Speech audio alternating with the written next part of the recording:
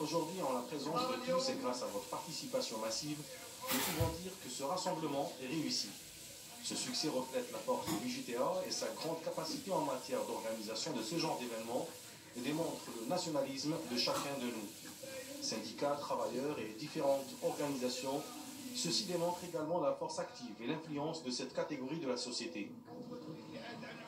Voici notre réponse aux ennemis de l'Algérie, les ennemis d'hier, qui ont observé durant les marches du peuple algérien depuis le 22 février cet élan populaire qui a mené à des mutations profondes dans notre pays et qui a permis l'accomplissement de grands changements, notamment grâce au pacifisme qui a caractérisé les marches du peuple algérien.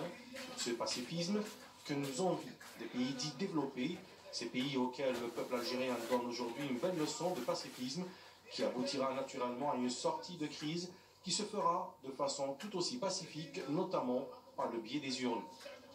Les prochaines présidentielles donneront au peuple le droit de choisir leur futur président et de choisir leurs représentants et leur gouvernement.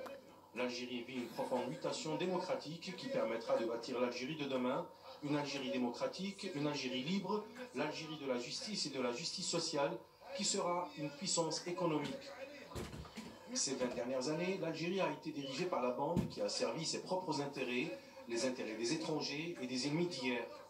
Ils nous envient les marches organisées quotidiennement par le peuple algérien et veulent à tout prix nous faire aller droit dans le mur.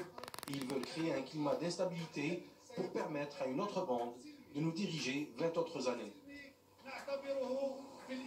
Je le dis et je le répète, nous sommes pour la tenue des élections. Nous sommes pour la tenue des élections en tant que solution pacifique pour sortir le pays de cette phase d'instabilité dans laquelle il se trouve. Ils veulent nous faire douter de notre armée, de nos services de sécurité. L'armée nationale populaire a accompagné les manifestations en réponse aux revendications du peuple et a protégé les marches et les manifestations. Nous constatons ce qui se passe chaque dimanche en France durant les manifestations des Gilets jaunes qui sont opprimés, sont victimes d'arrestations abusives et d'atteintes à leur liberté. Un exemple parmi tant d'autres des pays qui veulent nous donner des leçons. Malheureusement, leurs représentants au niveau du Parlement européen, ces mêmes personnes qui sont censées défendre leurs intérêts, ont oublié les gens qui ont voté pour eux pour s'occuper des affaires de l'Algérie. Si l'Union européenne et la France veulent vraiment ce qu'il y a de mieux pour l'Algérie, c'est très facile.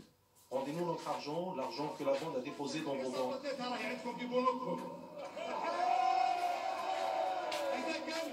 Rediscutons les contrats de partenariat entre l'Europe et l'Algérie, qui portent préjudice et font perdre beaucoup d'argent à notre pays. Nous n'avons pas de leçons à recevoir de l'étranger. Les problèmes que nous vivons sont internes et ne concernent que les enfants de l'Algérie.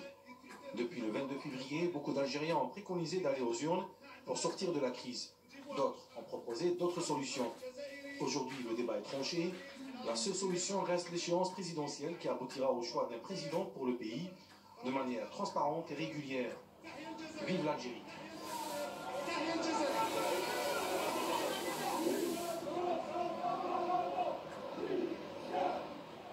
L'Union nationale des étudiants algériens a organisé une rencontre nationale sous la thématique « Les étudiants et la citoyenneté ».